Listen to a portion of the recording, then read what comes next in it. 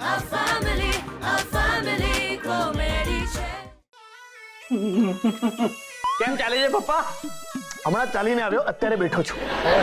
હમણાં જ ઉભા થઈ જશું. અંદર ભીંડાનું શાક બન્યું છે. અરે યાર બેસો બેસો, હું તો મજાક કરું છું. મજાક કરું છું બેટા. મજાક તો બધું ઠીક છે, પણ તારી મમ્મીમાં એક કેપેસિટી છે કે ભીંડાની રોટલી પણ બનાવી શકે. ચારુ, મમ્મી મેં તો ચારુ ને બોલાવી. ચારુ પણ આવે છે હો બેટા. પપ્પાજી તમારો મોબાઈલ હટાવો.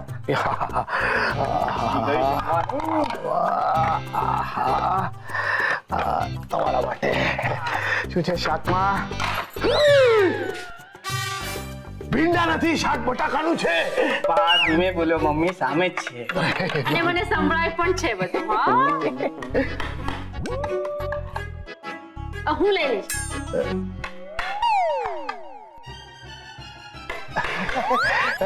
ચારુ બેટા, શું થયું છે?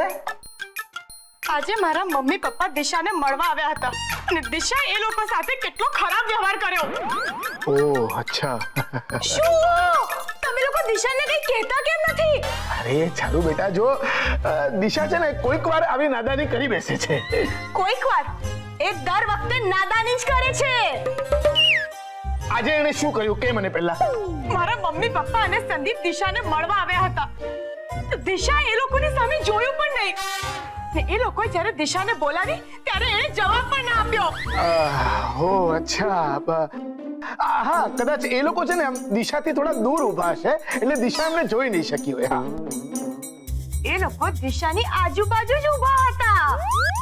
અચ્છા, તો કદાચ દિશા ઊંઘમાં હશે.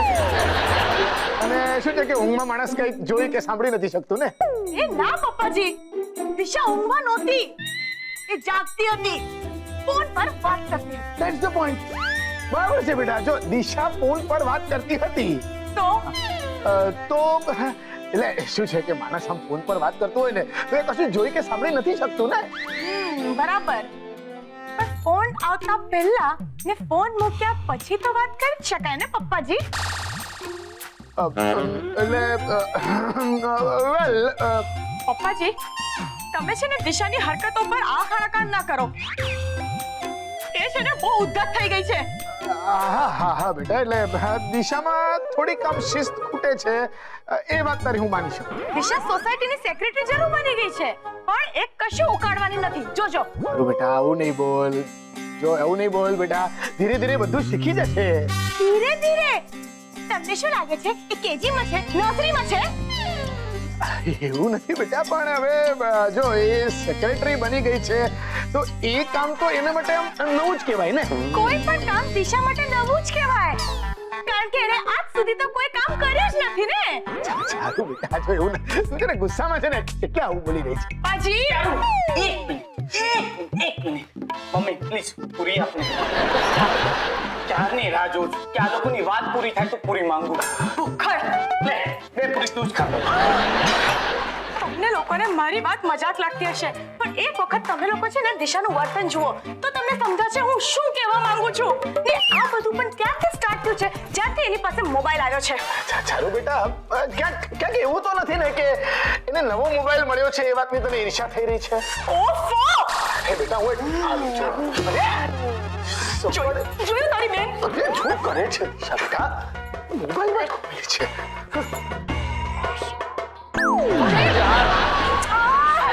કોને મૂક્યો અહીંયા?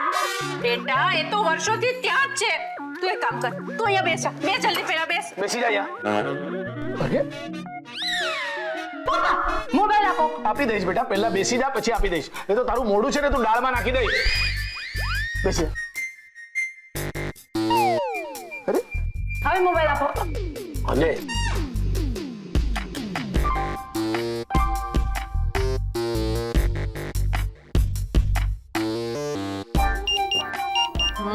અત્યારે જમવા ટાઈમે કોણ મેસેજ કરતું હશે?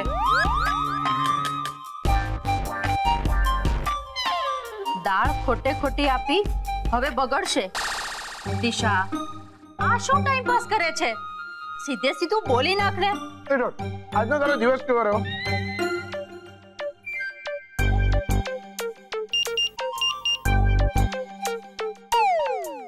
મારો વાગ્યો.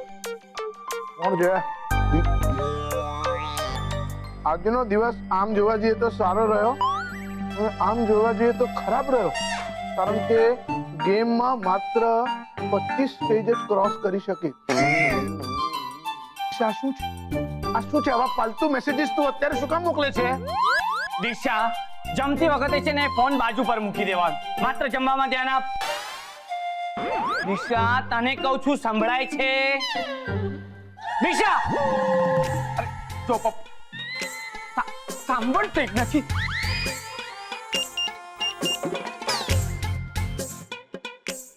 બૂમા બૂમ નહીં કર અને તારી બાયડી જેવો ટાયલો નહીં થા. મારો ફોન છે, મન ફાવે એમ વાપરીશ. દિશા, આ શું ઢીલા કાઢે છે? હા, બધાની સાથે SMS થી કેમ વાત કરે છે?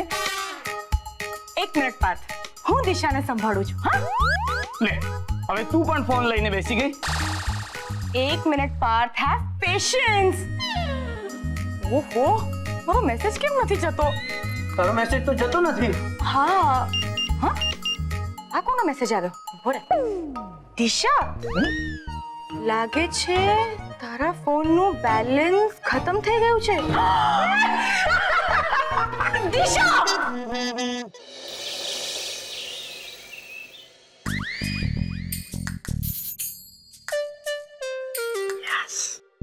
ફાઇલ અહીંયા છે.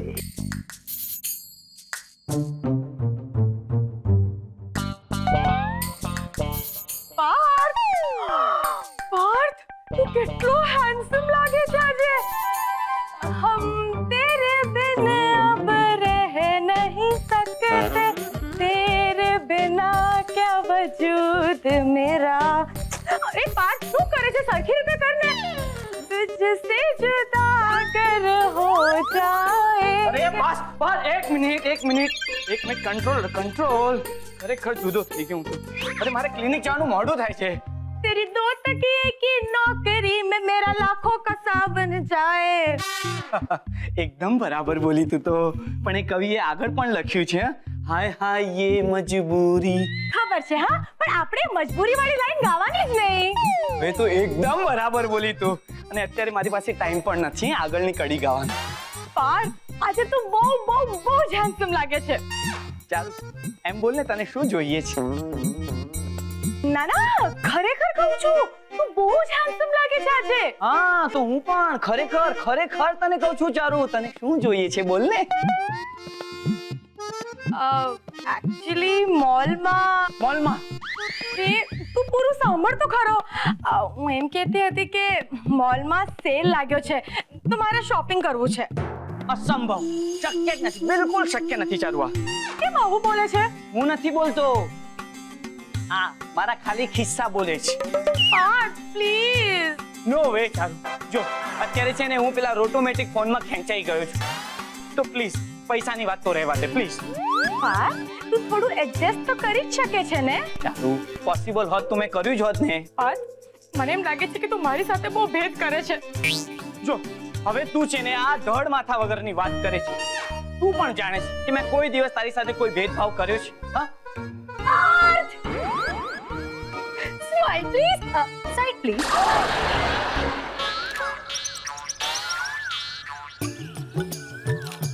હા, પૂછુક. શું અચાનક જ ફોટાવાળા આટલા બધા કેમ?